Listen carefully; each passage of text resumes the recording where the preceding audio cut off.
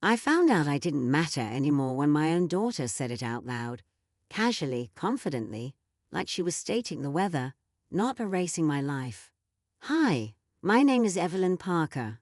I'm 71 years old, and until last year, I truly believed that if you loved your child enough, if you gave enough of yourself away, it would come back to you when it mattered most. This is how I learned how wrong that belief was.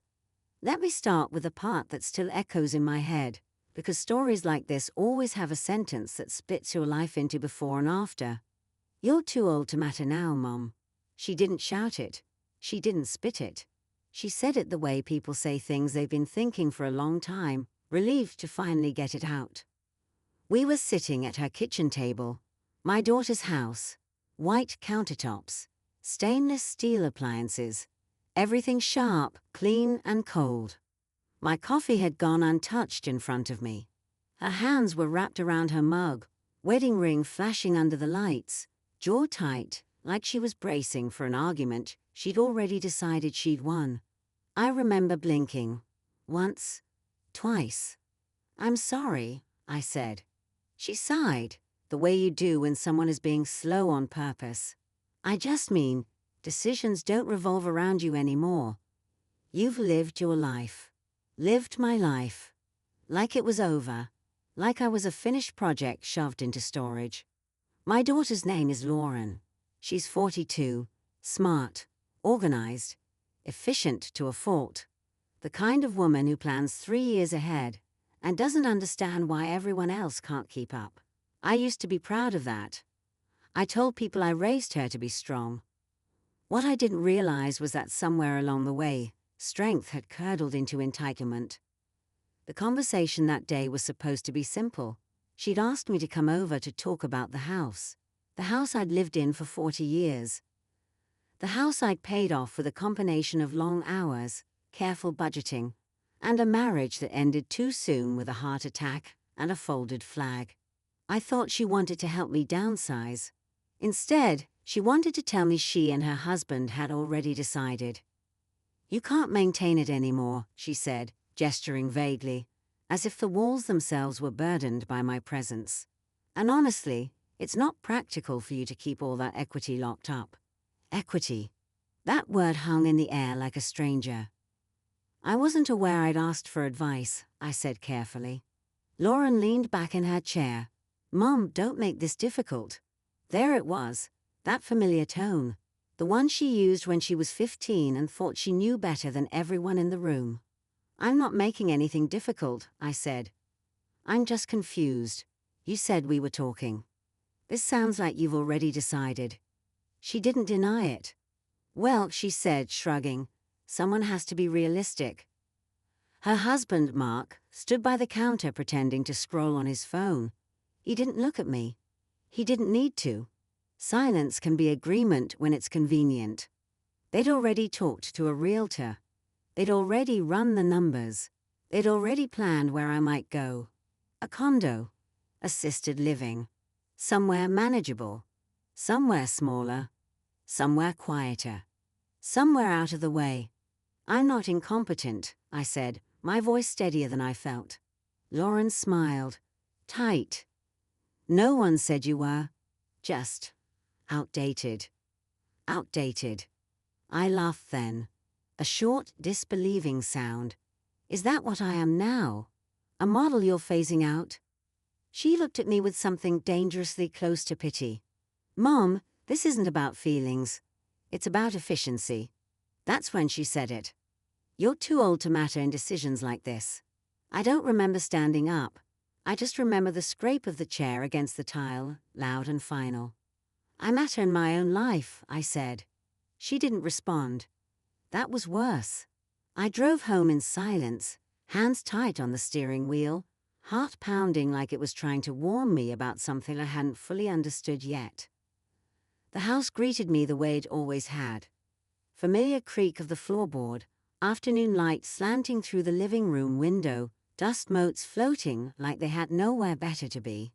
I sat down on the couch and stared at the wall. Too old to matter.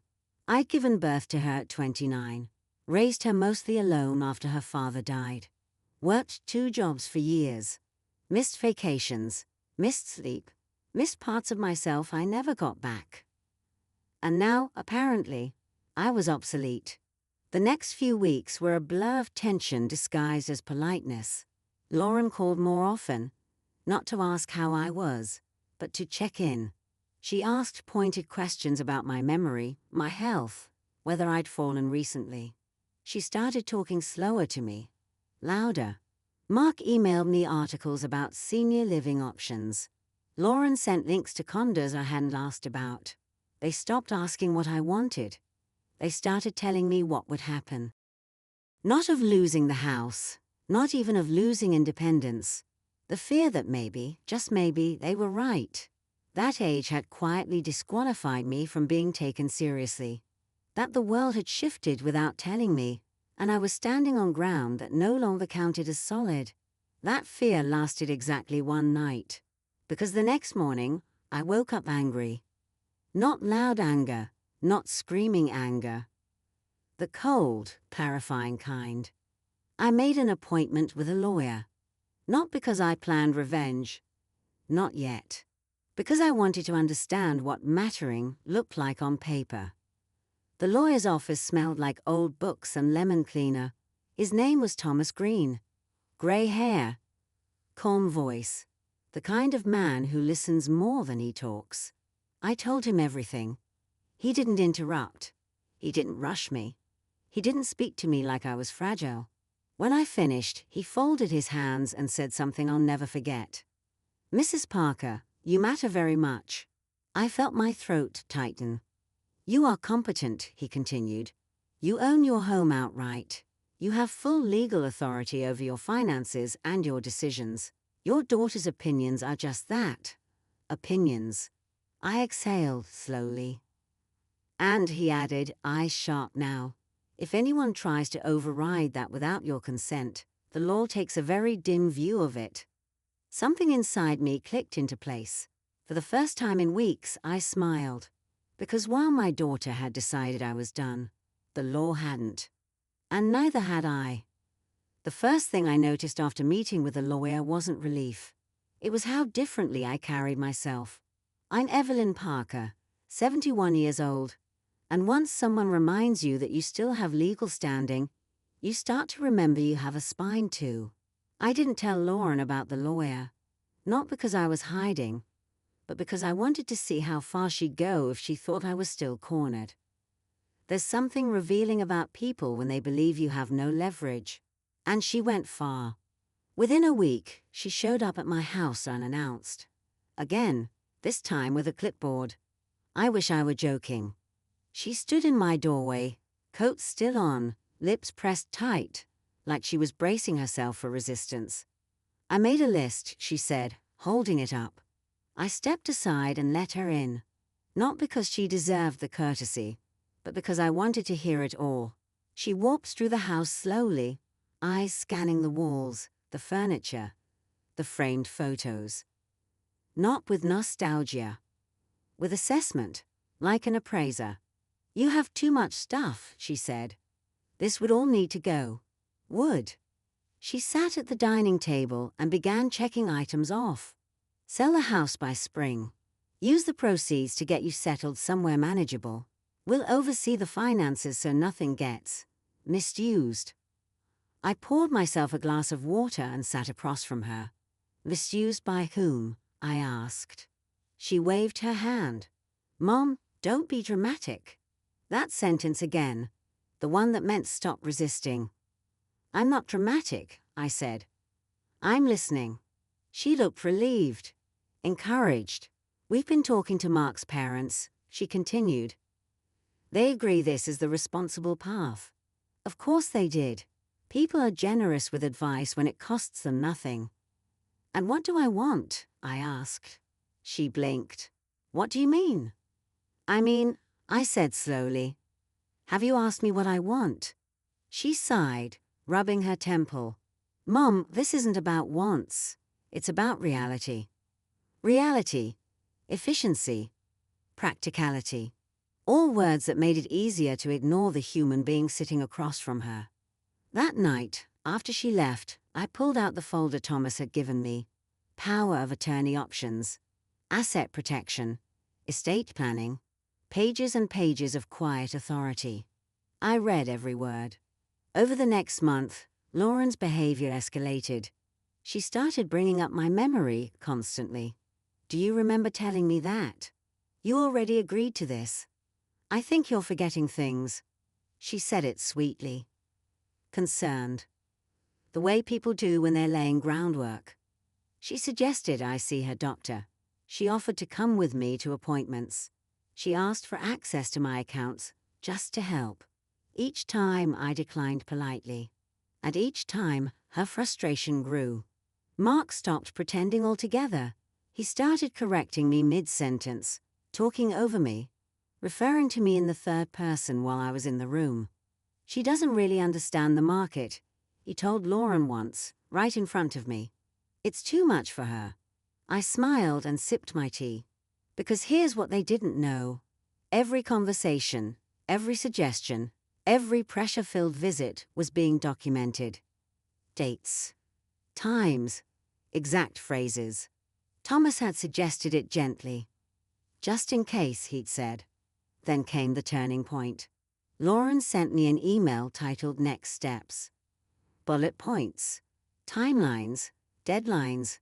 At the bottom she wrote, "If you don't cooperate, we may have to explore other options for your safety." Other options. That's when I knew. This wasn't about helping me. This was about control. I forwarded the email to Thomas. He called me within the hour. "Evelyn," he said, voice serious now, "this is crossing into dangerous territory." "What do we do?" I asked. He paused. "We remind them that you matter." The next time Lauren came over, she brought paperwork. Real paperwork this time. Forms I recognized from my reading. Guardianship. I felt something cold slide down my spine. She sat across from me, hands folded, eyes determined. "This is just a formality," she said. "It's for your protection." I looked at the papers. Then at her. "You think I'm incapable," I said. She hesitated, just long enough. "I think you're vulnerable," she replied. I stood up. "I think you should leave," I said calmly. Her face hardened. "Mom." "Now," I repeated. She left angry, furious, hurt. That evening, I signed papers of my own. Not reactive, strategic. Trusts, medical directives, explicit refusals of guardianship without court evaluation, letters documenting coercion. Thomas was meticulous. "So am I," said. When Lauren really found out, it wasn't through me. It was through her own lawyer. She called me screaming. "You went behind my back." I held the phone away from my ear until she finished. "No," I said when she paused. "I went in front of the law. Science." "You can't do this," she said finally. "I already did," I replied. And that's when I realized something important. The moment someone decides you're too old to matter is often the moment they stop being careful. By the time we reached chapter 3, the mask was gone. There was no more concern in Lauren's voice. No more carefully chosen words. What replaced it was something raw and sharp, panic mixed with entitlement, and it changed everything. I'm Evelyn Parker, 71 years old, and this is the part where my daughter stopped pretending she was helping me and started fighting me. The court notice arrived on a Thursday. Plain envelope, no drama, just my name typed neatly across the front, like it belonged to someone else's life. I opened it at the kitchen counter, sunlight spilling across the warm wood I'd sanded and refinished myself years earlier. Petition for guardianship. Filed by my daughter. I didn't cry. I didn't shake. I felt insulted. Deeply, personally insulted. Because this wasn't just about the house anymore. This was about stripping me of my voice, my choices, my right to exist as a full human being. Lauren had escalated. And she had underestimated who was standing in her way. I called Thomas immediately. "She filed," I said. I know, he replied calmly. Her attorney faxed it over. Of course they had. Confident people like to announce their moves. What happens now? I asked. We respond, he said. Thoroughly. The days leading up to the hearing were surreal. Lauren stopped calling me directly. Everything came through lawyers now. Letters full of phrases like best interests and declining capacity. Mark signed affidavits claiming I was forgetful, resistant, emotionally unstable. Emotionally unstable. Because I didn't want to be erased quietly. I gathered my own evidence. Medical records showing no cognitive decline. Letters from my primary physician. Statements from neighbors who'd known me for decades. Friends. Former co-workers. Even the woman who ran the local bookstore where I volunteered twice a week. I laid it all out on my dining table one evening, papers spread everywhere, my life reduced to proof of competence. And in the middle of it all, I found an old photo. Lauren at 6 years old, sitting at this very table, coloring with her tongue sticking out in concentration. I remembered helping her with homework here, teaching her how to write her name, telling her she mattered. That memory hurt more than anything she'd done recently. The hearing was set for a Monday morning. Lauren didn't look at me when I walked into the courthouse. She sat beside Mark, both of them stiff and polished, like they were going to a business meeting instead of trying to take control of someone's life. When she finally did glance my way, her eyes narrowed, not with guilt, but irritation. Like I'd made this harder than it needed to be. The hallway outside the courtroom smelled like disinfectant and old paper. People whispered. Shoes squeaked against tile. Somewhere, a baby cried. Lauren leaned toward me as we waited. You didn't have to do this, she said under her breath. I turned to her slowly. Neither did you. She scoffed. You're being stubborn. I smiled faintly. I learned from the best. Her face flushed. Inside the courtroom, everything felt smaller, quieter. The judge sat high above us, expression unreadable. The bailiff called the case. Lauren's attorney spoke first. He painted a picture of me as fragile, confused, resistant to necessary change. He talked about safety, about concern, about love. He spoke about me like I wasn't sitting 10 feet away. Then Thomas stood. He didn't raise his voice. He didn't dramatize. He simply dismantled their argument piece by piece. He presented medical evaluations, financial records, documentation of coercion, emails, timelines. He quoted Lauren's own words. Too old to matter. I watched her flinch when he said it out loud. Then Thomas turned to me. Mrs. Parker, he said gently, do you understand why you're here today? Yes, I replied. And can you explain to the court why you oppose this guardianship? I stood up. My knees protested, but I stood anyway. I oppose it, I said clearly, because I am not broken. I am not confused, and I do not need to be managed to make other people comfortable. The judge looked at me for a long moment. Then he looked at Lauren. Miss Parker, he said, do you have any medical evidence suggesting your mother lacks capacity? Lauren opened her mouth, closed it. Her attorney jumped in, but it was weak now, hollow. After a brief recess, the judge returned. The ruling was swift. Petition denied. Not just denied, dismissed. With a warning. As we filed out, Lauren followed me into the hallway. Her composure was gone. Completely. You humiliated me, she hissed. I turned to her, heart aching but steady. No, I said. You tried to erase me. I refused. She stared at me like I was a stranger. Mark pulled her away before she could say more. That afternoon, I went home and sat at my kitchen table, hands wrapped around a cup of tea, listening to the quiet. I had won legally, but emotionally, the reckoning wasn't over yet. Because winning in court doesn't heal the wound of being told you no longer matter. By the time Chapter 4 arrived, the fight was over, but the truth was just beginning to settle in. I'm Evelyn Parker, 71 years old. And this is where I stopped defending my right to exist and started deciding what kind of life I wanted after surviving my own child's betrayal.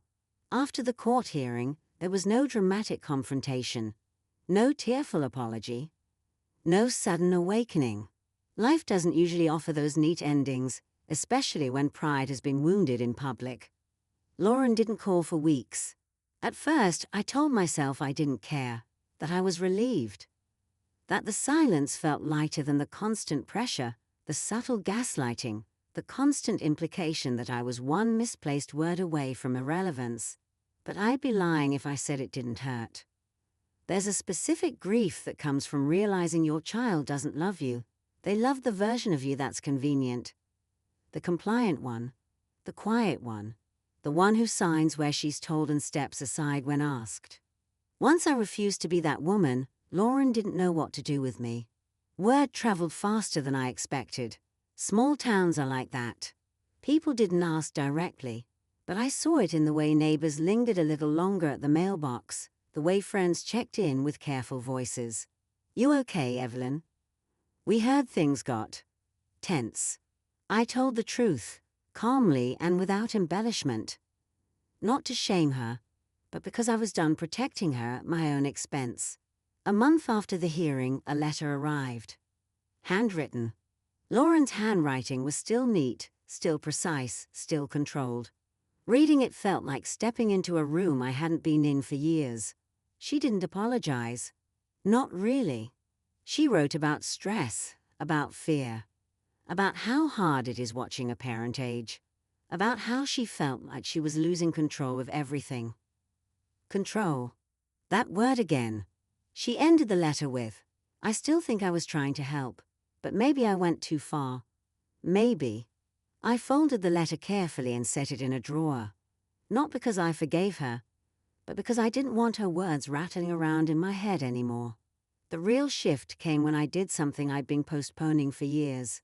I renovated the house. Not to sell it. Not to make it manageable. To make it mine. I painted the walls colors I loved instead of neutrals that wouldn't offend. I replaced furniture that held more obligation than comfort. I turned the spare bedroom into a small studio where I could write, read, and think without interruption.